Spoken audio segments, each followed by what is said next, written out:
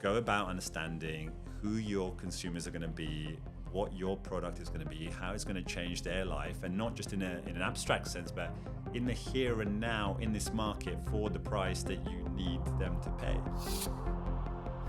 Hello, I'm Dr. Becky Sage, co-host of Founded and Grounded, and I'm here today with Ollie. Ollie, how are you today? I'm doing very well. I'm in the festive mood. I went to see my son's school play on Wednesday, which was amazing, and yeah, feeling very festively. I'm heading off to London to do a couple of recordings next week, which I'm looking forward to as well. So yeah, I really enjoy this time of year. What about you? Yeah, same thing really. I definitely find that December starts to become a little bit more chill than some of the other months as well, which is nice. I dressed up as Santa and ran through the streets of my local town the other day, so definitely getting in the festive spirit. Good on you. Yeah, kind of crazy, but yeah, all good fun and raise money for charities. So shout out to everyone who does the Santa Dash every year. So Ollie, this week, do you want to tell us who we're going to be hearing from? Yeah, really interesting guest. Founder called Matt from a company called Greenworkx, which is an edtech startup. Essentially, what they're trying to do is be the go-to place for green jobs. And I thought what was fantastic about listening to this episode was that Matt's working on this massive megatrend challenge, which is climate change, environmental crisis, and yet a theme that was coming through was taking small steps in order to make a big difference. So I'm really excited to jump into the episode and hear what Matt's got to say. So he travelled to our Bristol studio on a cold December day, and we started the conversation by talking about his background in public, private and the non-profit sector, and how that drove his entrepreneurship. Good afternoon, Matt. Hello, Ollie. How are you doing? Very well, thank you. And I have to say a massive thank you for travelling all the way over to our studio here in Bristol on a very cold December's afternoon. That's very much dedication to the cause, so thank you for that. No worries. Always good to test the railways and see how our infrastructure is doing. Indeed. And I know there's a few delays along the way, but that will be another podcast. So before we dive in, Matt, I'm really interested in your background, first of all, in the public and charitable sectors. And I know you spent time advising Boris Johnson and Theresa May. So could you tell our listeners a bit about what brought you to founding Greenworkx? Thanks so much, Ollie. Great to be on the show. I'm Matt. I'm co-founder and chief exec of Greenworkx. As a bit of background, I have a 16-year career behind me, public, private, non-profit sector, always focused on public policy, social impact, in and out of public services. So actually started my career as a management consultant and auditor in public sector assurance with originally PwC, and then a company that was latterly acquired by Capita. After that, journeyed into City Hall. So I actually did work as a civil servant and program manager up until the Olympics in 2012. And actually, in that time, really focused on youth issues, social mobility. So these types of questions have always been a massive feature of my career. I've been very lucky in that respect. And then ventured into non-profits. And last job, I was chief development officer at a charity called Catch-22, which focuses on helping people to build skills and resilience.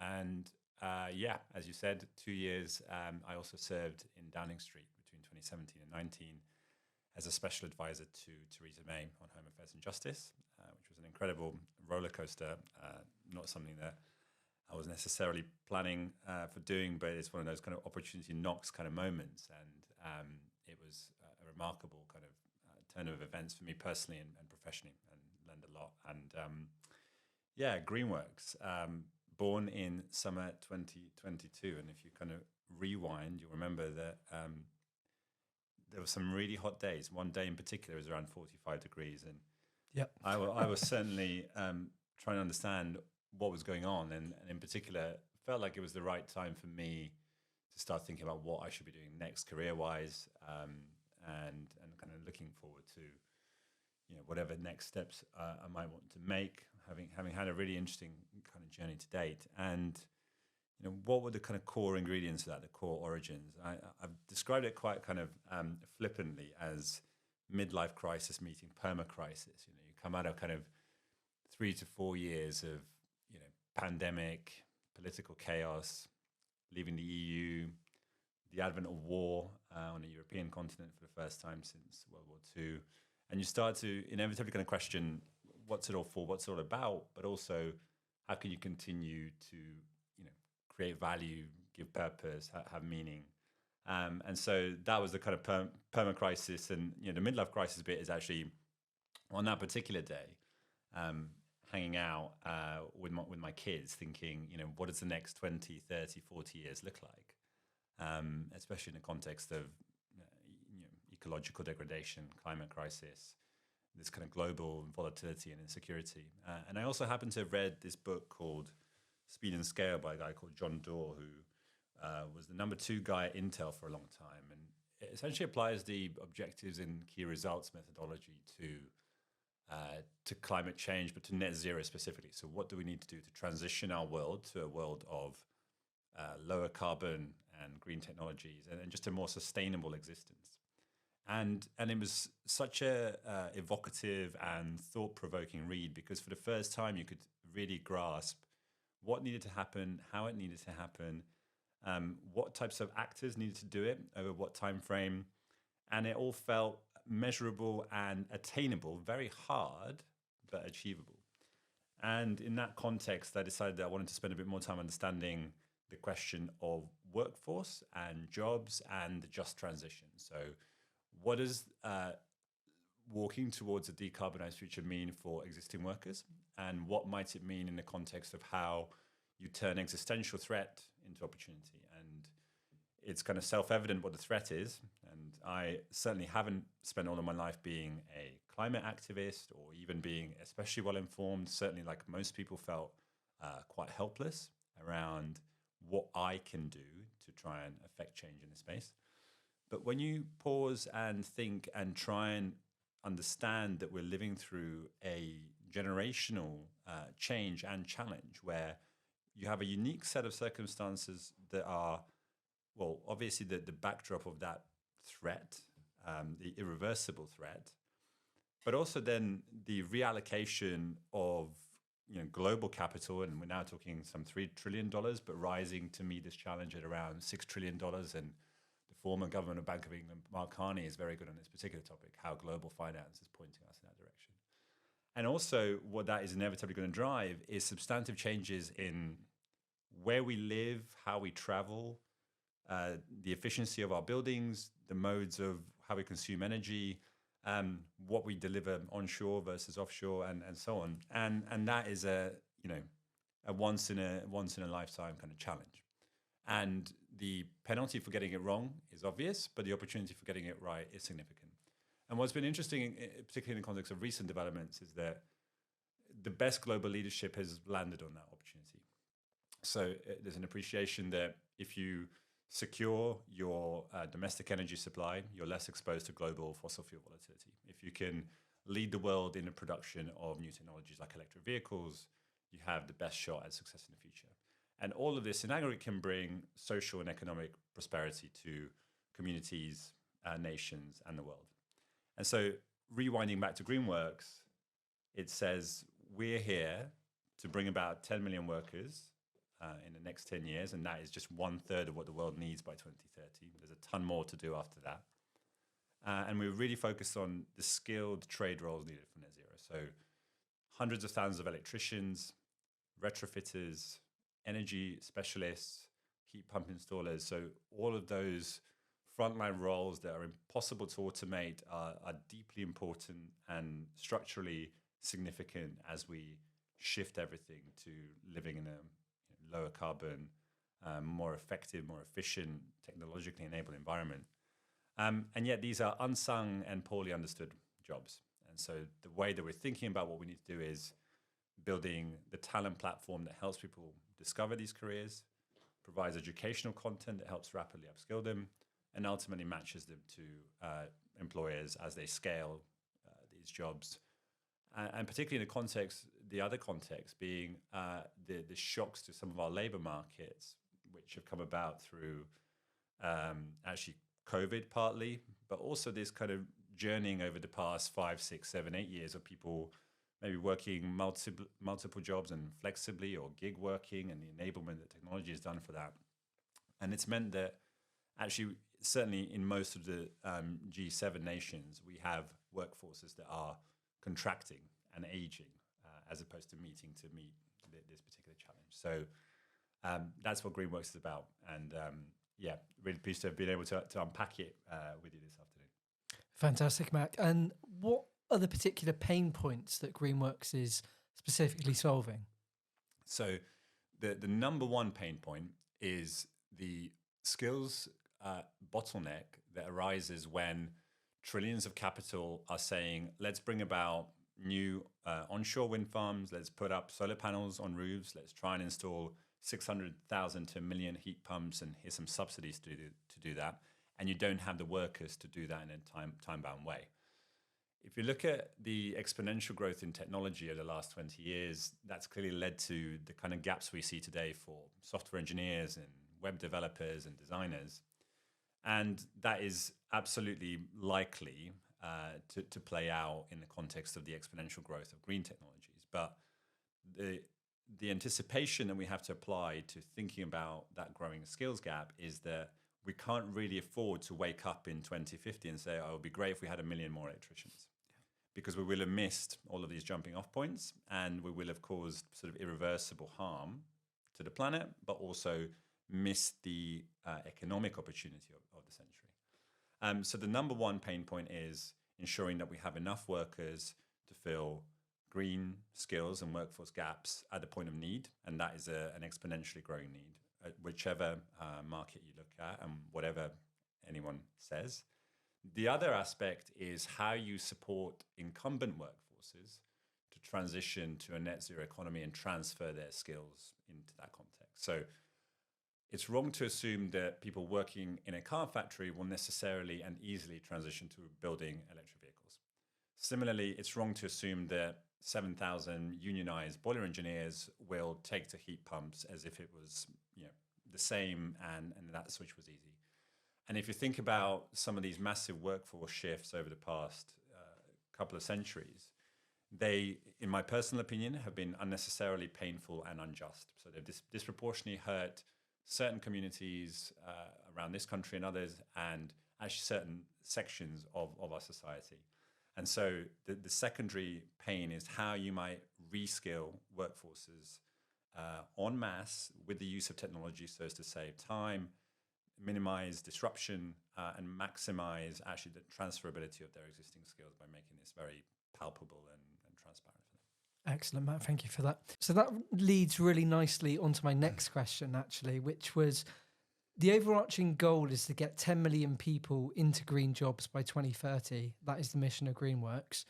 The bulk of these jobs are skilled manual workers. So here's my scenario to you. I'm a tradesperson. It's a Friday night. I'm in my local boozer with my friends, having a couple of pints.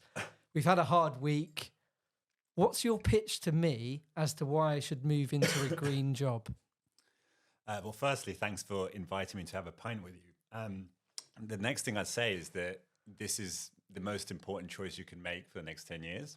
And that this is something that will keep you incredibly busy and well-heeled for the same time. And more importantly, it will be an opportunity to leave a better world for your kids and or your nephews and nieces. So that would be my simple pitch. I think going one step beyond that, I think it's recognizing that certain things you might be working on now might be less important and relevant, dare I say, obsolete going forward. So it's also a way of diversifying your skill set and being able to play into something that will be around for a very long time. Thank you. I'm sold on that now, Matt. Thank you. How will Greenworkx engage people from underrepresented groups? Yeah, it's a brilliant question. And clearly, to win in this context, you need to engage every group. There is no predetermined view of who the people taking up this clarion call are going to be. In our experience, they fall into a number of different categories. But before I kind of tell you what those are, I'll give you a sense of what our sort of broad strategies are. One is that we have to be in the places where all of these people are. That includes digital channels, and actually, it probably won't surprise you. The under 24-year-olds are not searching for jobs on LinkedIn. They're spending a lot of time on channels like TikTok and others. And so how do you create a conversation with them through the medium of things that they are familiar with and might be on already? The non-digital means for reaching these groups, again, have to be very thoughtful about, well, partly the pitch, but also like the place. And in our experience so far, that's included reaching out to people from non-graduate backgrounds, so going through vocational training with training providers or colleges, actually being well connected to the Department for Work and Pensions and job centres, and indeed to a number of charities that are supporting people who are not in educational training through relevant courses in energy efficiency and retrofit and so on. And so we disproportionately have representation from minority ethnic groups. Something like 60 or 70% of the current candidates are from those types of groups, first or second generation migrant backgrounds. And we also have disproportionately high numbers of women, which if you contrast that to some of the current industries, so the trade industries, construction, utilities, energy, construction, fewer than 1% of the frontline workforce is female.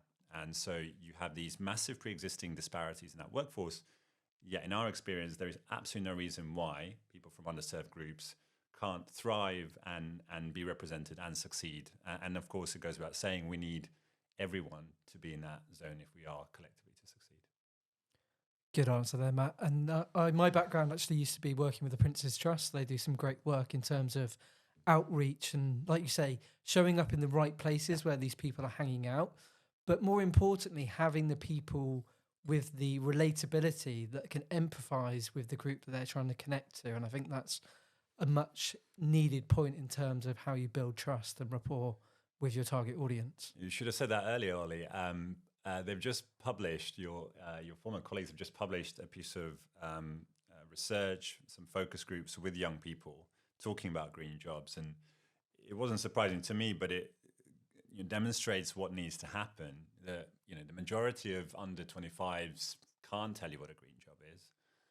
And similarly, particularly when you talk to young people from certain backgrounds or young women, they perceive this as being something that is science, and we don't help that by calling it a STEM job, and immediately feels like something that is otherworldly and unattainable.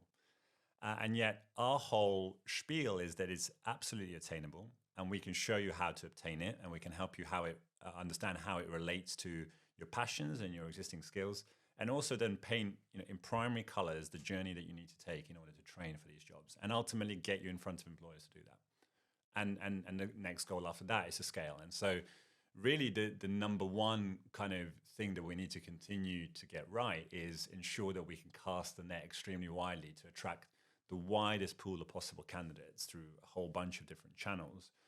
And then beyond that, to understand at what point in the journey those candidates are. Because to come back to the analogy of the tradesperson in their local pub, they are ready and able, at least on paper. And it takes a little bit of convincing, or it takes a little bit of positioning and presentation. But in our experience, actually, that group is right now one of the hardest to persuade. Because if you're a self-employed plumber, and 51% of plumbers are, you might work 10 hours a day and have a call-out charge of £80 to £100, and you see very little reason to take on the opportunity cost or the direct cost to kind of retrain in spaces. However, there are lots of younger people who have qualified through those trades that actually realize that they have 20 or 30 years of their career to go, and then this actually might be an important bet for them to make. And then the next level down, there are people who are, actually maybe coming from other kind of technical backgrounds. They might have engineering qualifications, or they might have always aspired to work in sustainability, but have somehow got trapped in a different job. And actually they're coming with very high intent, but they need to be re-skilled in some way. And so it's understanding those relationships between people and what they're bringing to the table, and therefore what journeys we need to help them travel in order to be eligible and connecting to these green jobs. Because there's no shortage of employers who are looking for them as they go on to retrofit our buildings, put up charge point infrastructure, or install renewable technologies. Matt, can you tell me a bit about your traction so far since you've launched in terms of like users or people going to the website? Yeah, absolutely. So yeah, the number one kind of, set of performance indicators we track is actually around the learner life cycle. So how many people we're acquiring through what channels, what is happening to them subsequently. So the trainings that they're going through, and it's worth saying that we have our own educational components on the platform, but we're also aggregating training that's delivered by affiliate partners who mostly have already received funding from public sector sources to deliver this training. So we're able to bring to one place these places that are already pre-funded, so that candidates can go on that training without having to search it out on the internet. And ultimately, we're looking at number of people progressing to interviews and job offers and that kind of stuff. So in terms of those kind of segments, we've got something like 1,850 candidates so far on our platform. We have put, I think, north of 350 through training, and that's been predominantly domestic retrofit training delivered in partnership with folks like the Installation Assurance Authority or Generation or Growth Company. And then we've also placed our first dozen people into employment and have had another kind of 17 going through interviews. So it's picking up really quickly at the job end. And actually what we're really trying to focus our time on is understanding more of that front end in the journey before we start activating too much job demand on the other side. So we've also really begun by focusing on one segment in particular, which is domestic energy efficiency. And the reason for that is that we don't want to too soon introduce too much complexity either for candidates or for ourselves in trying to navigate more elongated training journeys, more technical roles, or more diverse employers as well. So that's been the main kind of points of traction so far. Excellent. I know you're developing an app at the moment as well to help with that user journey, aren't you? Exactly right, yeah. So if you're out there and you're curious about a green job or you're ready to go, if you go on our website, greenworkx.org, you have a choice to kind of click on a job seeker element and then go through our onboarding flow. And once you get to the other side of that, it asks you to start building your profile, where you provide us with a bit more detail that helps us understand how to match you to future opportunities. But you can also start consuming learning content that's freely available at the point of access, and you can see some of the opportunities that we're currently positioning for as well. Great stuff, Matt. I'm just interested in your personal background as well. So, well-educated, University of Oxford, London School of Economics. You've also worked, as you said, in the charitable and non-profit sectors and public sector. I'm just interested in the mindset shift that you may have need to have to go from working in an industry that's not driven by profit to working and starting your own commercial venture. Thanks, Ollie. It's a great question. I would start by saying, kind of from a personal background perspective, you're absolutely right. I've had the fortune of having that amazing kind of, if you like, elite education. And I think there is a place in the world for that. I also feel like we're slightly over-indexed on people like me and knowledge economy type people. And I would say that's been one of the main reasons why some of these sort of trade sectors have been diminished over the past, particularly the past decade. If you look at electrotechnical talent since 2015, 16, this is a workforce that's 30% smaller today than it was then, principally because of the reason being that it's the difficulty to get new entrants in, but also people can retire earlier, having been self-employed, so they retire kind of mid-50s. Some retiring during the pandemic in particular, and of course a lot of European workers leaving post-EU exit. So in terms of me, I guess one thing to say, I've always been a bit weird in that I'm Serbian by birth. So although I've had this elite kind of experience, actually I have some founding kind of immigrant experiences that maybe bring me a bit closer to the shop floor, as it were. But I think the way I then kind of say, okay, yeah, apply whatever I've learned, whoever I've met, whatever networks I have, those are the things that kind of make me very confident that I can do quite a lot to affect this problem. So I guess I feel incredibly empowered having had all of those experiences, be that my education or my professional experiences. And then as you kind of allude to, the other aspect of all of this is the need to really connect to the people that might be on the other side of this challenge. So who are these candidates, these learners, and how do we relate to them in a very human way? And I guess, having particularly worked in some of those charity and public sector context, I feel that is actually much closer to home than on paper might suggest as well. And I should say, one of the amazing things of being an early stage founder is that you do a lot yourself, and that means it includes learner calls and candidate calls. So, singularly, one of the most kind of humbling and kind of reassuring things has been speaking to people over the past year who have had the most kind of colorful human experiences, and everything from young women working in supermarkets, self-funding through electricians courses at night, or people who had professional sports experiences, switching channels at the latter stages of career to do renewable installations, or people who have had maybe much tougher experiences, like affected by war, and then looking to kind of retrain and build a life in a new country. So sort of everything under the sun. And I guess on the bit about switching from non-profit to for-profit, I think there's something about entrepreneurial skills as a generic kind of feature set. And in their kind moments, former colleagues would say that I've always been entrepreneurial. That includes kind of in policy, where although there aren't many incentives to take risks in government, I felt like in joining Number 10 at the time that I did, I felt that taking risks was the right approach, because who knows how many opportunities you might get to do some of the stuff that you've always wondered how to do. And then kind of the thing that I guess I find relatively straightforward about Greenworkx when it comes to returns and everything else is that our incentives are completely aligned. Our main value creation comes from placing people into jobs. So we get paid for creating jobs for businesses. Those jobs then go on to help the people that have got those jobs. So they are good jobs by definition. That's our kind of just transition sort of motive. But the other bit is that those jobs are also directly involved in taking carbon out of the atmosphere. And so there's a kind of full alignment between us delivering impact and us delivering value to candidates and communities, economic value, and us delivering returns to investors. So I think the story and the value proposition is quite straightforward, and therefore it in no way feels alien or somehow conflicting to be in a space of saying this should be a hyper growth business. If you ever wanted to kind of build a unicorn, deep talent platform, this is it.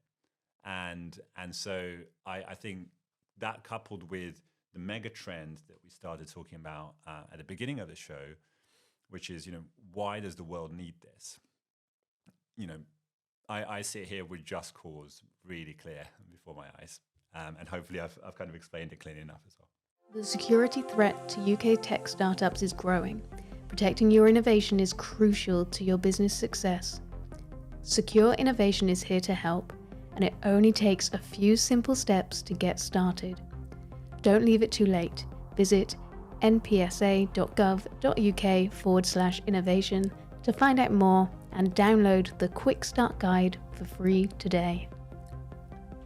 Are you looking to access finance for your business, but unsure where to go and who to trust?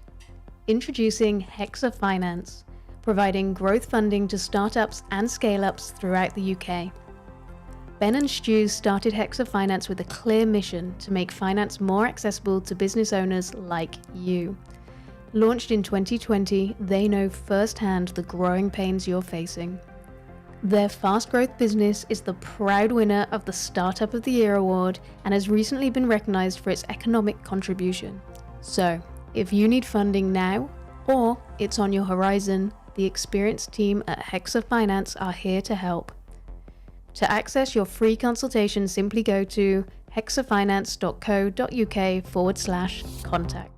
It's not unusual for megatrends to be the driving force in business. but I rarely see megatrends as clearly articulated and translated into a business idea as Matt's done in this interview today.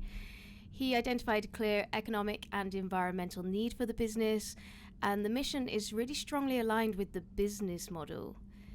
So what's really interesting to me is how he broke down the idea of purpose in terms of starting the business, which again is something that we see a lot. People are driven by business. But I felt like the way Matt broke it down was very relatable. So we often talk about the mission being the starting point, but we haven't really talked that much about business being a way by which we can take action. So when we feel out of control, which is a lot of what I was hearing from Matt, and I think many of us identify with this feeling of, especially in the world right now, there's this chaos, there's so many big challenges that perhaps we feel like we can't get a grasp of, or we can't be in any kind of control of. And Matt's taking action in this chaotic world by creating a business that is going to address some of the challenges. But do you think there are pros and cons of kind of allowing your business to be the thing that makes you feel like you're taking control in a chaotic world? I think it's very smart. I mean, entrepreneurship can and is a vehicle for change that you want to see in the world. And I think where there's such a big crisis that he's looking to solve in terms of climate change and environmental issues, it can feel very overwhelming. And I think what Matt has done really well is actually taking those smaller steps to address this big, hairy, audacious goal that he's looking to try and have an impact on the world in. And I think that what I found was interesting was that Matt's response is really to take action, as you say, in the form of a business, and to try and correct this market failure, which is obviously occurring. I think also what is very interesting is that he's no longer working in government and actually sees the private sector as the best way to make an impact. He obviously has this great experience that comes from the public sector, from non-profit sector, and now he's in the private sector and driving it through entrepreneurship. And the other thing that was really fascinating to me is what he's chosen to do in order to solve this giant problem. This is the other thing with when we have these big overwhelming problems, you're like, well, what part do I even jump into in terms of making a change? And he's taken that intersection. It's the business ikigai is what he's done, right, in terms of being able to find that place. What does the world need? What are people willing to pay for? Where are my strengths and my networks? And that's where he's found this business, which I found it interesting that he calls it an edtech business, and he talks a lot about the learning that is delivered through the business. But ultimately, the business model is a recruitment model, because that's what the people who are paying are asking for. That's where that need is. So he's not just using the business to drive change for this big global challenge, but he's also building an inclusive strategy. And I thought that this was something else that was coming through really, really strong when we were listening to Matt's interview. So first of all, making sure that he is not being exclusive in terms of what type of people are we going to recruit for these green jobs, recognizing that these are skills that anyone can develop, and especially people who maybe have been left behind by more traditional education system or traditional, or say, white-collar job roles. And so really being conscientious and purposeful about where he's going to go and find these people, making sure he's in the places that they are. And I think this is such an important part of being an entrepreneur as well, is understanding where is your audience, where are your customers, where are your users, in this case your beneficiaries. So going there, and then not only being in those places but building trust by having empathy, which I thought was great that you asked those questions in the interview as well, talking about kind of how does he empathize with those young people, how does he understand what their needs are. And so of course Matt has worked with young people through previous jobs, but he also flagged how important it's been to be that founder who wears many hats and who is actually sitting down and doing the interviews and talking to these young people and having that, like, touching base with them all the time, which I think is really important to do as a founder, as somebody who runs a business, even as the business begins to grow and maybe that's not your day-to-day role. So building a kind of accessibility is so much more than just putting a job post on LinkedIn and doing an inclusive job post on LinkedIn is, tick that box. What do you think we can learn from that approach? Because, what do you think we can learn from Matt's approach? Because I think a lot of people think inclusion is a really hard thing to do, but perhaps it's not as hard as people imply. I think this is really innate in Matt's personality, actually, because he could have made this business very niche and focus on a specific subsector like retrofitters, but he wants to tackle this wider problem and get 10 million people into green jobs over the next 10 years. So I think he's really going all in on this and wants to make it the go-to platform for people to be actually get into green jobs. So I think a lot of businesses do get it wrong when it comes to inclusion. I think where they go wrong is they make big assumptions. They may have read something in a newspaper or overheard a conversation, and anecdotally they think they know their target audience, but they don't. I think what Matt has done really well is actually he's got the relevant experience in this field first and foremost, and he knows the pitfalls to look out for. But what he really understands is that he needs to have this really deep understanding of his target audience. In the case of young people, I think one of the biggest things that I've learned from working at the Prince's Trust is one thing that they really encourage is seeing is believing. One of the things I learned from working at the Prince's Trust is something called seeing is believing. They have this wonderful program and initiative whereby they get young people who've been through their programs that have made a massive difference to their own personal lives, and now they're working for the Prince's Trust to go out into their local communities and spread the word. Why this works is because people can relate to these people and understand their situation and understand how they could potentially turn their lives around as well. So I think that if this portal is successful in terms of getting people into green jobs, what Greenworkx could do is actually implement a champions initiative whereby these people who've upskilled, got into a well-paid green job and making that impact on their own lives and now going back out and selling this opportunity to other people. I love the idea of people paying it forward. So if they've benefited from Greenworkx and getting that green job that has helped them in their lives, then allowing other people and making other people aware of that opportunity, I think is such an important thing to do. So, of course, in order to make all this happen, like many founders, Matt needed to go on a fundraising journey to allow his desired impact to come to fruition. So let's hear a little bit more about Matt's fundraising journey. Matt, can you tell me about some of the unvarnished side of your fundraising journey? What should founders really look out for? Yeah, fundraising journey. And I should say that, fundraising has been something that I've had to learn from a standing start. And I'm so blessed to have both supporters, but also co-founder that is much more of the venture capital space than I am. What should founders look out for? I think the starting point is really understanding what is it that you need? What are you raising capital for? How do you want to kind of deploy it? And what is your strategy therefore? So do you want angel investment? Do you want institutional investment? Once you figure that out, the next level down is, okay, what is the quantum that you're looking for? And therefore, how much do you need to have by way of hefty investment case evidence in order to be able to move things forward? And of course, the earlier your startup, the more you can rely on founder background, early traction, storytelling, and any other kind of less visible things.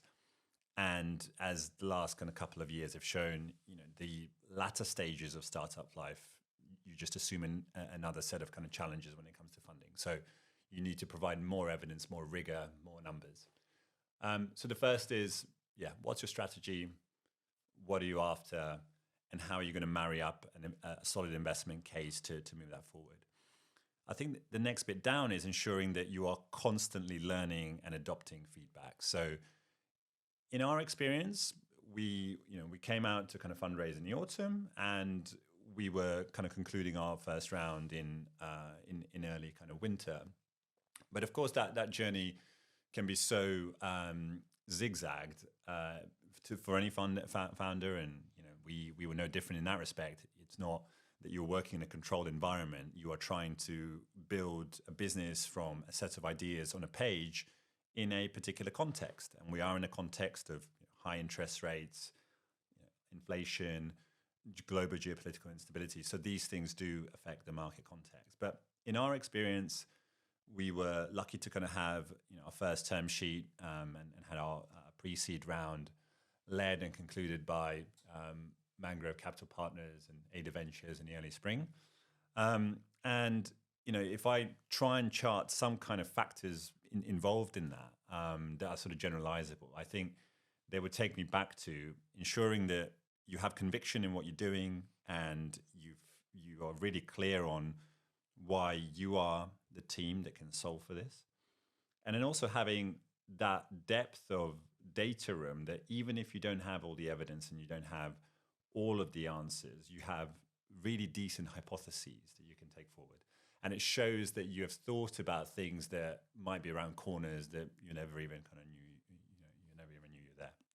So those would be my main kind of points that connect to the experience that we had around fundraising. And it's a tricky thing. Fundraising is not a laughing matter, but at the same time, you are asking other people to put their or even other people's money behind you and sort of risk their capital. And so, although venture capital is a risky asset class, you should still be really clear that there is a massive exchange of trust, and that you have to do good by that funding, and that you have to be really kind of clear-sighted and focused on how to execute. And so I would say that in those early stages, the most important question that investors will be asking is this thing a genuine problem? Does the world really need this solution? And is this the team who can do it? And so for us, so far, that has been the experience. And it's not to say that we are in any way absent-minded about that, or even kind of relaxed. You need to kind of continue to focus on execution and doing good and building up towards future, and to keep justifying any further investment rounds. Thank you for that, Matt. And that leads really nicely onto my next question, because you talked about Richard's background in kind of VC, and so I'm really interested in your kind of co-founder dynamics. How do you split the responsibilities between your varying roles, and how do you resolve conflict if it does arise? Yeah, it's a really good question, and it's singularly the most important relationship in my life after my marriage, I should say. So, a bit on Richard's background, incredible human being, background initially as a teacher, and a kind of educational technology specialist, also software engineer through training as well, and with a degree from Oxford. So just like a kind of polymath, but also deeply steeped in education and technology. So a huge compliment for me, and very technically gifted and skilled. At the same time, very passionate about people and culture. And I think super clear-sighted on what it takes to build high-performing teams, whereas I would say I'm a little bit more like visionary and sort of strategic and laissez-faire when it comes to those kind of people and culture building aspects. So we are, not through any kind of deep design, incredible complements for each other, both in terms of skills and sentiment. I think in terms of conflict, the thing that we alighted on very early on and that massively resonates is a Paul Graham quote. Paul Graham, kind of early days of Y Combinator. The number one killer of certainly early stage startup is not homicide. So not the threat of competitors. It's suicide, as in people falling out, or the company running out of cash because of reckless spending and everything else. And so we're just so apprised of the fact that, like, in the early days of the company, the most important kind of thing is to get your own psychology right, and then to get the dynamics between the founders right, and then to really double down on the things, the fundamentals that will make the biggest difference. So what are the things that we're doing and what are the things that we're not doing that we should be doing? And in terms of the division of responsibility, it falls, relatively naturally across our sort of spikes and past experiences. So for me, it's broader business strategy and governance and commercial. So I hope forever I can remain in a kind of VP sales seat. And for Richard, it's product, it's technology. We equally split the responsibility around investment and investors at varying points. And we equally think about team development and recruitment. And so I think we've been incredibly blessed in having a team that is, as diverse as they come and so focused on execution and just so driven and so passionate and again multi-talented. And that again, alongside the speaking to candidates and speaking to learners is such a grounding experience when you find people that want to work in a company that you kind of dreamed up. It's remarkable, and every day I wake up, that is one of my biggest motivators, is thinking, yeah, there are people out there that want to do this as much as I can. So the storytelling continues. Thank you for that, Matt. Sounds like you're very well matched in terms of those complementary skills in terms of running the business. How are you aligned in terms of life outside of the business? Like, are you on similar life trajectories? Has he got a family as well? Kind of, where are you on that journey? We could not be more divergent on that journey. And I think, again, that's such an amazing blessing.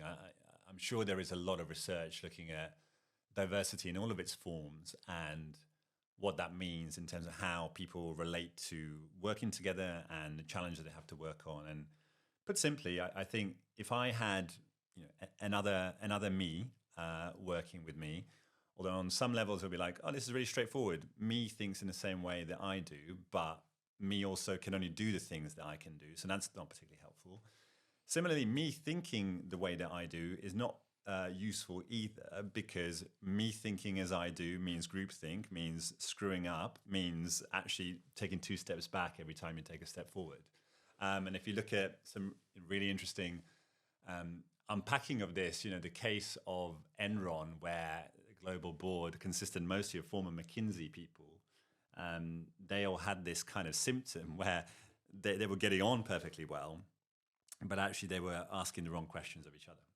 And so I think with us, we're 10 years apart. We are divergent in all those life points. So I'm married with 2 kids. Richard is single. And yeah, I think our divergence on how we think about certain things, but our alignment on values and expectations of what we want and deep respect for each other is the thing that keeps us rooted and allows us to, when necessary, disagree and keep moving forward. And we're completely of the view that the biggest harm around decision making that can happen is indecision. So indecision is the enemy. Make a fast decision. If the decision is reversible, it's okay. You can walk back through the door and course correct. If it's irreversible, make sure you really own the decision. And actually, most decisions that we're making right now, they are fuzzy. There is not loads of information sometimes around what you're basing judgments and decisions on, but it's good to be making them fast. But you can also course correct. And I think we are building an environment with psychological safety to allow actually members of the team to take ownership of particular aspects of their own work, so as to be able to keep us moving forward. Because we're not going to be able to deliver what we want to deliver if we just keep doing it all ourselves forever. And that's been the big kind of shift in the founding experience, where you start with an idea on your kitchen table. And then over time, as more people sort of join the team, you shift from being the person doing everything to person doing some things and then supporting other people doing those things. So eventually being the person that's kind of out there and doing that, bending the external world's will to your mission, and still championing, your people and coming back and consulting and advising, but actually ensuring that they can take ownership of the company and that they care about the mission as much as you do. Matt, talking of that door being fully open and walking backwards and course correcting. Can you tell me about one of your favorite failures so far, and what was the lesson that you took from it? Oh gosh, it's a really difficult question because sometimes it's in startup it's hard to keep on top of just how much is happening in any given time. I think similarly, it's also hard to carve out the space for that, deep reflection, and I try and do that. I try and do journaling, have some coaching. I talk to people who are coming in my kind of immediate circle. I would say like one that really springs to mind that I kind of still haven't forgotten is actually in the early days doing some discovery calls with sort of would-be clients, businesses, and actually the fundamental mistake I made was just being too strong on what I thought our value proposition was, as opposed to spending more time in discovery. Because actually the quest for product market fit is one about, well, the general sort of principle of what we're doing all makes sense. It all stacks up intellectually. It's graspable. It's relatively straightforward to explain. But the bit when you actually talk to businesses and you kind of hear what their actual problem and pain is, and then you try and come up, well, how about this? Spend a bit more time in the pensive phase, I think, is my lesson. Sort of staying a bit more agile, a bit more open on that discovery of, well, actually it might not be exactly the thing that you thought it was, and spend a bit of time to find the thing that unlocks something for the people that will ultimately be your customers. And you talked about it there, about everything being quite a lot at times and spinning lots of plates, and building a business can be all consuming. So I'm interested to know, what's one sacrifice that you may have made either consciously or subconsciously? Great question. It is everything everywhere all at once.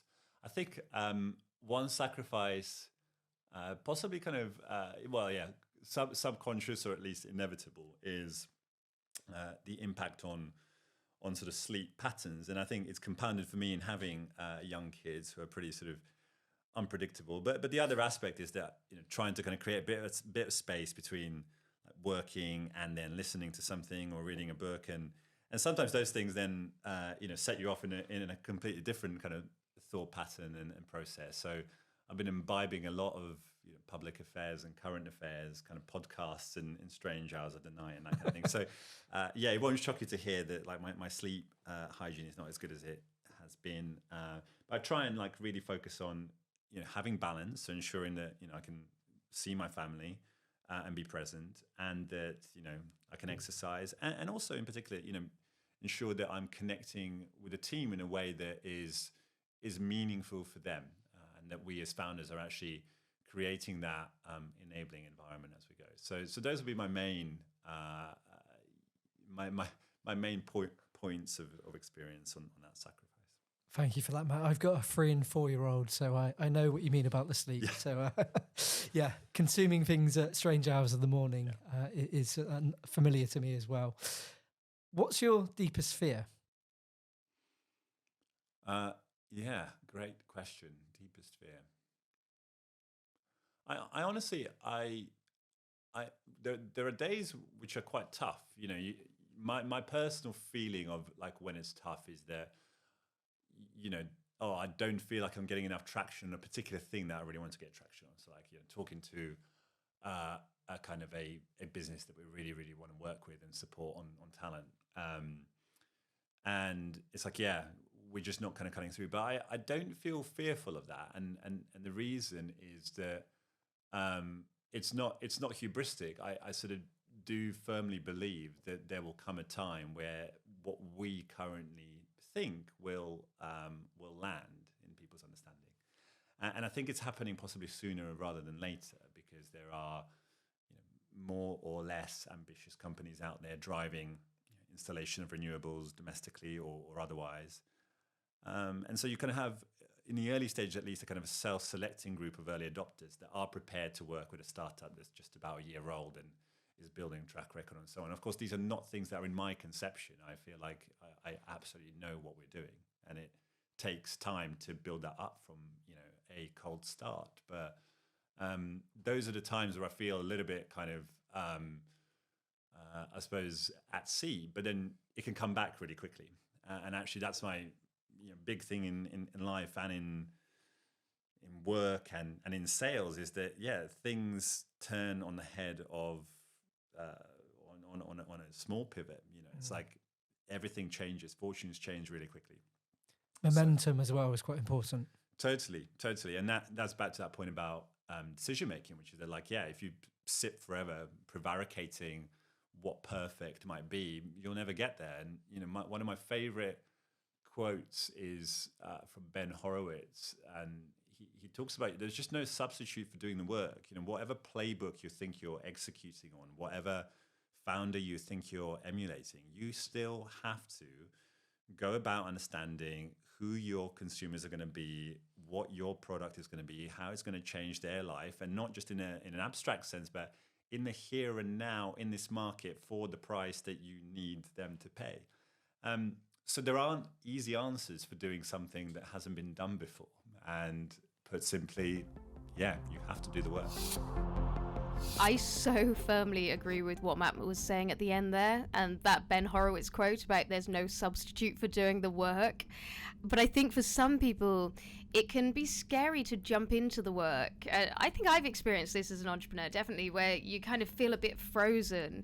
You've got that fear of overwhelm, the fear of going in the wrong direction, the fear of putting yourself out there, perhaps even the fear of doing the hard work itself.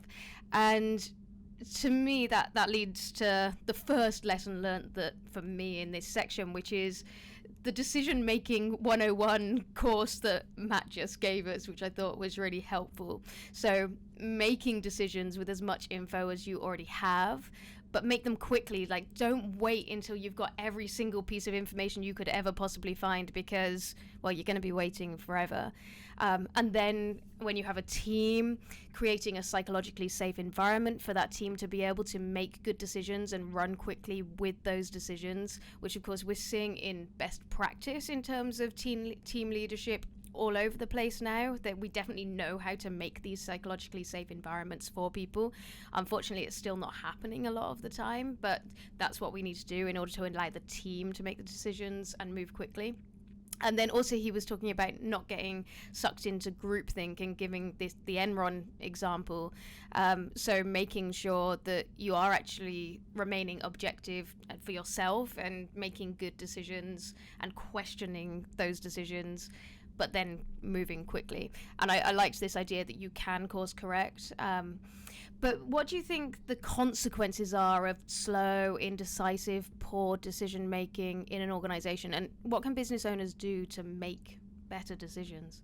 Slow decision making essentially is a huge opportunity cost, because essentially you're pondering on all of these things going through your head, and all of that time spent could be invested better in terms of growing the business and making an actual impact and change within it. So I think that the longer you take to make decisions, then it just has that knock-on effect. And I think, sometimes you should definitely sleep on it. I'm not saying you have to make a decision instantly, particularly with big ones, but there's a great quote by Barack Obama who basically says you should get to around 51% certainty on making big decisions, and then actually be at the peace with the fact that you've made that decision on the best information you had at the time. And I'd always encourage business owners to think about what's the worst that can happen. Like, if you make the decision, like, what is the consequence of it? Can you actually leave the door open, as Matt says? So I think Matt has got it definitely right in terms of this decision-making process, and it's probably not come overnight to him, but I think from all of the experience that he's had in his career to date, he's probably learnt this along the way. I personally think that you can't make a great decision until you start to move as well. I guess this is why we have kind of lean methodologies. This is why with products, we iterate products, because we don't have all the answers immediately, and actually you're probably not going to get all the answers until you start moving in a particular direction. So it's being active. I think that's such a part of being an entrepreneur, of building a business. I mean, it's called business. Like, we need to do business. Like, that's what it is. So I definitely think that it's really important. And I love that Barack Obama quote that you just said. I didn't know that one, but it was making me think it's interesting that a president says that 51% is about the right amount to make a decision, because isn't that about how much each president gets when they get elected in terms of electoral vote as well? Indeed. And just picking up, Becky, on something you said there about business being an iterative process, I think that's so important. I think if business owners are able to test and measure, I always come back to test and measure. If you're testing and measuring what you're doing, then you can make better decisions ultimately. Yeah, and it's an ongoing decision-making process then, isn't it? It's like it's very active. So talking about keeping activity up, so something else that I took out of Matt's interview was this need to make sure that we are in a good place in order to make good decisions. And he talked about sleep. And for me, sleep is the most important thing. I'm terrible without a good night's sleep. And so kind of having sleep hygiene is something that I've worked on a lot, and making sure that I am able to sleep well, because the person I am the next day, the entrepreneur I am the next day, makes a big difference whether I sleep or not. And of course we know it has long-term impacts as well. So the things I do in order to get a good night's sleep is I think the most important thing is a phone curfew, which also applies to like working on a laptop or anything else as well. So I have a phone curfew for like 8 p.m. in order to go to bed at 10 p.m. And for me, if that phone curfew doesn't happen, I find that I'm like wired and I'm awake and I just cannot go to sleep, and then I have to do like nothing stimulating for a couple of hours before I go to bed. So I just watch mindless TV. I tend to watch Grey's Anatomy because there's so many episodes of that. I can just put it on and it like runs until yeah, exactly. You never get to the end. So yeah, that's the things that work for me. And I also like to exercise, or definitely exercise at some point during the day. That helps me to sleep, but kind of between finishing work and bedtime as well, because I just find it kind of changes that energy state for me. But I know, I mean, you've got young children, and I'm sure that sleeping is also something that is on your mind. So is sleep something you have to forego? What do you do in terms of your sleep hygiene? Yeah, it's I say it's been tricky over the last sort of 4 years, having 2 young children who are 3 and 4 at the moment. So I think they've got to the stage now where actually they are both sleeping through the night, although our daughter keeps getting up in the night and coming into our bed, which is fine. But yeah, it does kind of wake you up in the night. So I think we're at a good point now, and I think I'm again prioritising sleep, as you say, and making it one of the key things that I try and maximise in order to have the best productivity that I can. I mean, yeah, practically speaking, and this is talking about the reality of being an entrepreneur, is sometimes, yeah, we put the kids down, so we take it in alternate nights to put our son and daughter down, and then by the time we get back downstairs, have dinner, clean up, then it's probably 9, half 9, and then, like you say, you want to have a bit of time where you can actually switch off. So watching a good BBC drama, watching something called Kin recently, which was an Irish gangster drama, or something like Vigil, something to kind of stimulate you and get you thinking about something completely unrelated to the world of entrepreneurship, and then trying to get into a bed at a reasonable time. But sometimes, based on what time the kids go down, it just doesn't happen. So last night, I didn't get into bed till about 10 to 12, which is far too late, which is why we've had a few bloopers this morning, Becky. If people could hear what was behind the scenes today. Yeah. I totally understand, because I mean, many of the entrepreneurs I work with, they'll give me every excuse under the sun why they can't sleep, and they're completely valid excuses as well, you know. And as entrepreneurs, there are going to be times when we need to go to an evening event and that's going to be late, or when we're traveling and our sleep is all over the place. I think for me, the important thing is to kind of have a steady baseline, recognize that you are going to be out of that sometimes, and that, yeah, there's going to be times when it suddenly gets really busy, and perhaps there's a a really tight deadline that is on a top priority for you and your business. And of course, some businesses are nighttime businesses too. And so I'm sure there's people, I probably wouldn't be a very good fit for like a nightclub business or something like that. But yeah, of course, the businesses don't just stop at 5 p.m. We know that being an entrepreneur is not just the 9 to 5 thing, but actually being able to sleep. And there's so much data. And if people haven't read the Matthew Walker book, Why We Sleep, I think that's a really compelling book to read, to give us all the reasons why we need to sleep and why our brains are going to function so much better, and we're going to just feel better when we actually 100%. Do look after our sleep.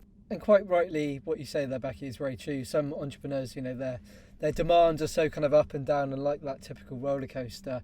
But I think with anything, it's trying to build in as much consistency as you can and trying to embed a routine when it allows.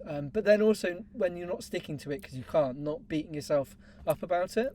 Yeah, I was going to say that when you were saying about I didn't go to bed till midnight last night. I definitely have times when I'm like, why am I not going to sleep? Or when it's late. And I've really had to give myself that talking to about it's okay. You're going to be fine. You'll still survive. It's not the end of the world. Because if you get stressed about it, of course, that's going to make it even worse.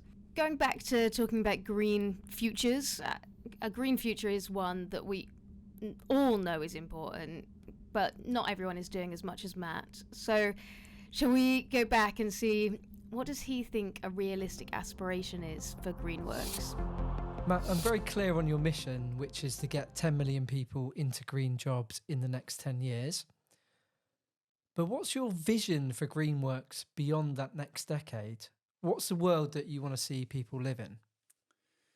Yeah, it's such a great grounding question, because so much of the day-to-day is fixing the immediate sort of challenge before you. And put simply, I'm optimistic but realistic that the world is heading in a direction that is inexorably going to happen and is true. And the only real challenge is how it happens and to who it happens, and whether there is more or less chaos in that transition. So when it comes to Greenworkx, what I want Greenworkx to become in 10 years' time or sooner is synonymous with green work. I want Greenworkx to be the place that every single person, be that a school leaver or a career changer who wants to get into these spaces, says, I know where I'm heading to get my next green job.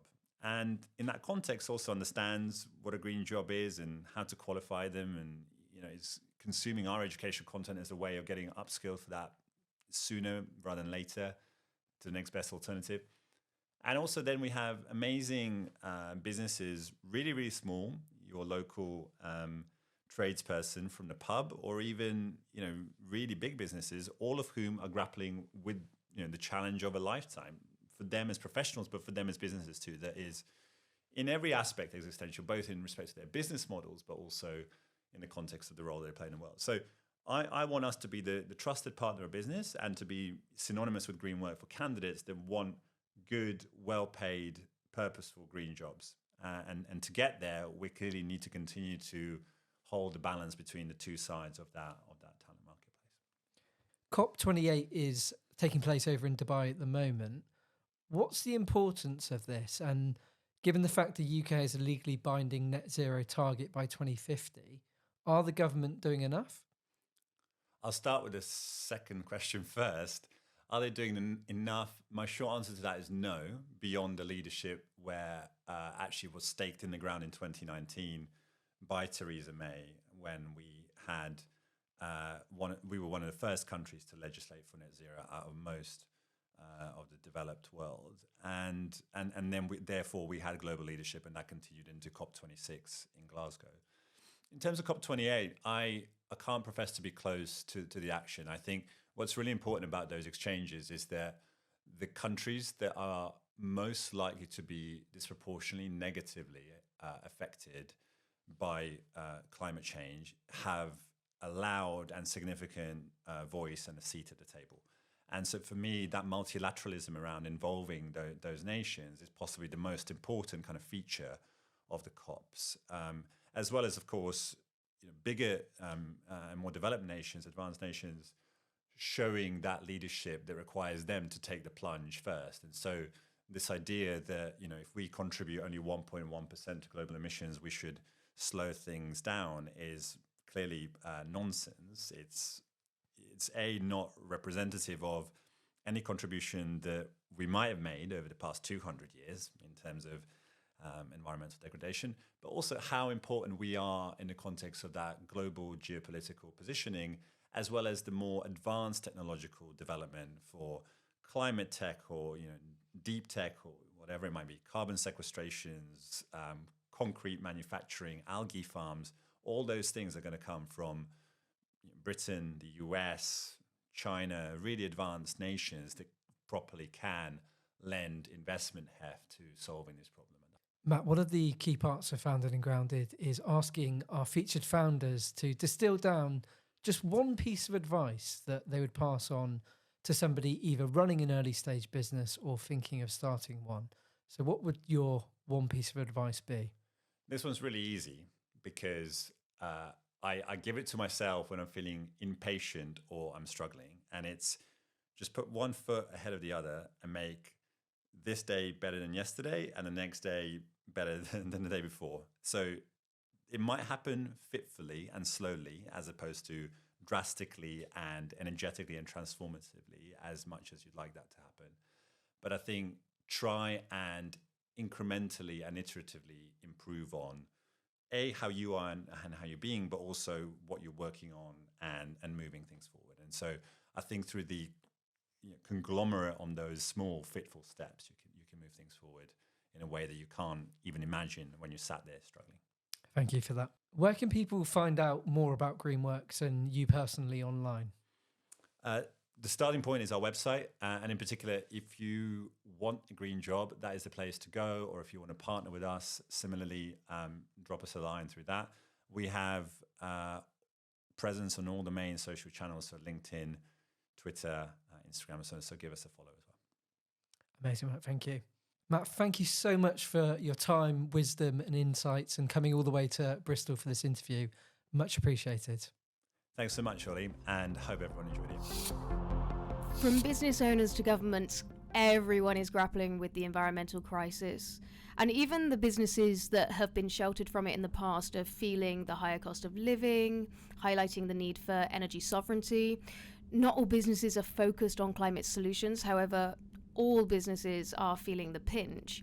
And they can do things to help by taking small steps.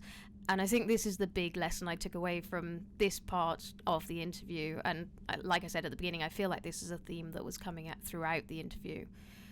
Small steps always pay off. They keep us moving forward. And I had to learn this lesson because I have a chronic illness and I'm neurodivergent as well. I'm autistic, and I've had times when I've had like burnouts with that. And I would have these times when I'd be completely burnt out, and I was then beating myself up because I couldn't move forward. And these are the times when the small steps have been particularly important. You know, I can't do 100%, but I can do maybe one or two things. And realizing that, you know, when things are going slower, whether that be because of something like that or whether it's other external factors, you can still keep things moving forwards. And I feel like this is really where success is made in terms of working towards your goal. In the past, I was always so focused on trying to do the big things that make the big impact, and ultimately, inevitably didn't always happen, and then you beat yourself up. And so I think having a mindset shift, which is quite tricky for founders, because I think as founders, we also want the big things to happen. We're ambitious.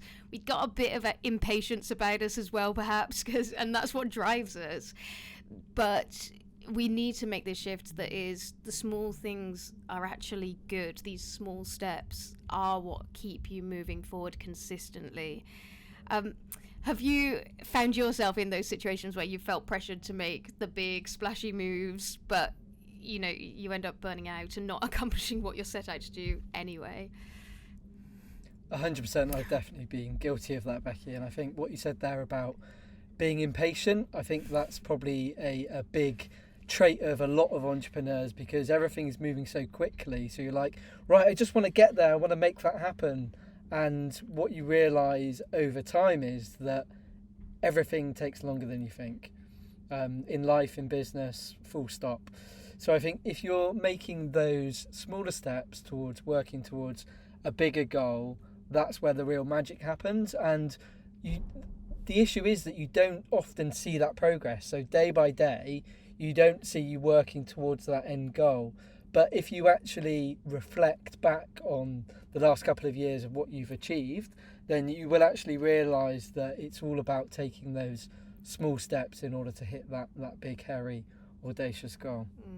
I think we underestimate how much we're doing. So like small steps feel so tiny, but if you look at the day in the life of an entrepreneur, it's so much stuff. There's like so much activity going on. And so I think there's also this perception issue as well, where it's like, I'm so used to doing a million things. If I just do 3 or 4 things, then it feels like nothing. And I also was thinking, as you were talking there, this links back to what we were saying about decision making and making good decisions. If you're really focused on like, how do we just do the big thing and work really fast and kind of not respect the decisions and not take the time and then not take those small but regular steps towards it, then we're actually, again, running around like a headless chicken, and we're not going to hit our goals anyway. So I think is something interesting here as well, that we're talking about. Yes, you need to move quickly with the decisions, and sure, you need to move effectively, but that's not the same thing as being impatient and kind of rushing in a mindless fashion. Yeah, I think that's a really important point, and I think, like you say, decision making is vitally important, and also prioritization and making sure that you're focusing on the right things where you can have the most impact. And Becky, thank you for being so open about your health conditions as well and how that's impacted your life as an entrepreneur. I'm just interested to know, when did you find out your diagnosis for that and what difference that actually made? I actually got the chronic illness I have. I first started getting symptoms of that when I was at university, and then spent 17 years being undiagnosed before finally getting a diagnosis. And I had some support during that time. So, but that diagnosis happened during my first business. So yeah, I was already 3 years in, I think, and that was. So the struggle with that was, and so this is an autoimmune condition which really affects my joints, gives me a lot of fatigue, but it's also very stress triggered, and so of course I kind of have noticed now I get far less symptoms than I did a few years ago. So the more mindset work I've done, the more physically I've been better. I didn't get the autism diagnosis until this year, and it was something that I hadn't really thought about until about a year prior to getting the diagnosis. And funnily enough, it was my business experiences that led me to looking into a diagnosis, because I was noticing a lot of patterns when it came to certain people I'd been working with and certain challenging situations I got myself into, and then these burnouts that I just described. And I've now found out that for women in particular, this is often the symptoms that symptoms not even, but like the signs that you may be neurodivergent are less the traditional signs, because you are socialized to cover those things up, and women are more likely to do that than men. But actually it's these kind of consistent burnouts, and even when you've dealt with some of the challenges, you kind of end up going back into them. So I didn't get that diagnosis until April this year, and it has been life-changing to have that diagnosis. I've just found myself in a situation where the label of autism doesn't really mean that much to me, although it's important to a lot of people. But the thing that shifted most for me was just recognizing that I can just be myself now. And it was exactly that. Like the label I have now is like Becky, in a way that I think before I always felt like a little bit off and a little bit out of place, and I didn't really know why, and I've just relaxed into like who I am. And yeah, it's taken a long time to get there, but been really life-changing to get that diagnosis. And yeah, it was a struggle to be being in those situations, but not even knowing that there was anything going on, but having some challenges that were associated with it over and over again. Well, that's wonderful to hear, Becky, and thank you for sharing that live on air as well. I think it's important to talk about these things, and it sounds like it's had a very positive impact in your life post-April.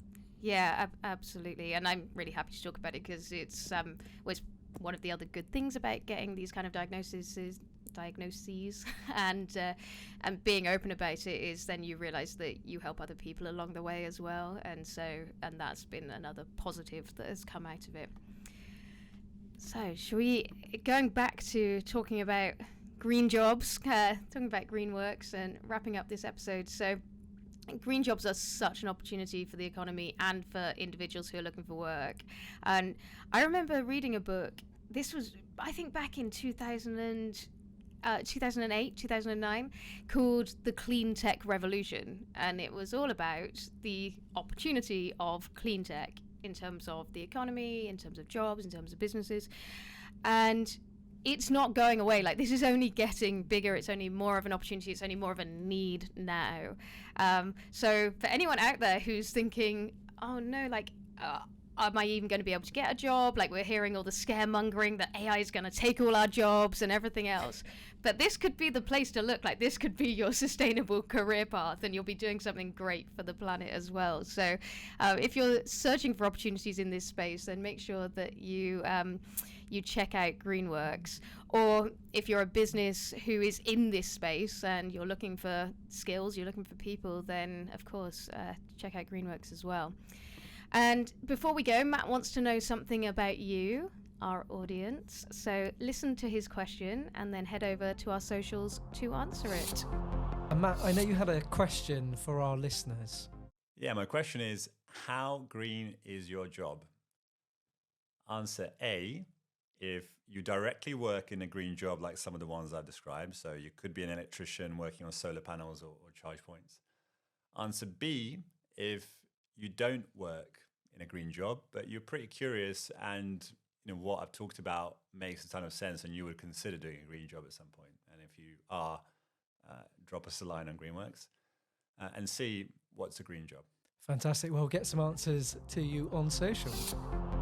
So that was Matt's question from Greenworkx, but shall we go back and check out what you're saying about Hexa's question from last week? So Ollie, can you remind us what was the question and what are people saying?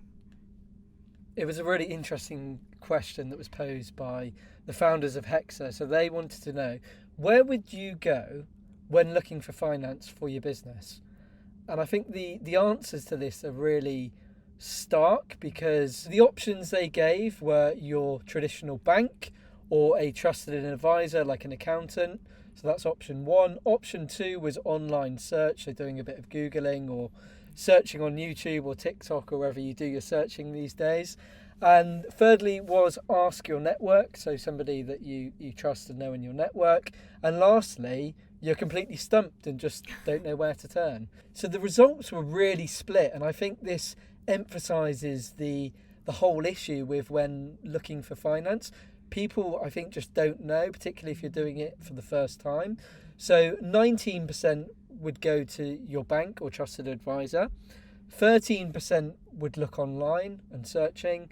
38% would ask their network, so that's the biggest response. And that's followed by 31% of you just don't know where to turn. So I would definitely recommend reaching out to Hexa if you fall into that last category. Yeah, it's actually surprised me that that's the result there, and it's great that we've got Hexa out there to help everybody out. So, Ollie, tell us about our next guest. Our next guest is really interesting, and he's an entrepreneur who's taken a personal problem and that's turned into a massive business. So kind of complete opposite from today's guest. So yeah, Andy Welsh is the founder of a business called SRSLY Low Carb. and he founded a business to address his own health concerns, but actually this business is now addressing some massive issues, like Matt, in the form of addressing diabetes, epilepsy, the obesity crisis. So really interesting how a personal problem has turned into a massive business. I'm excited to hear that interview. So thank you everyone for listening today, and if you like what you've heard, please leave us a review on Apple Podcasts, and don't forget there's a big selection of previous episodes. Just search Founded and Grounded on your favourite podcast player.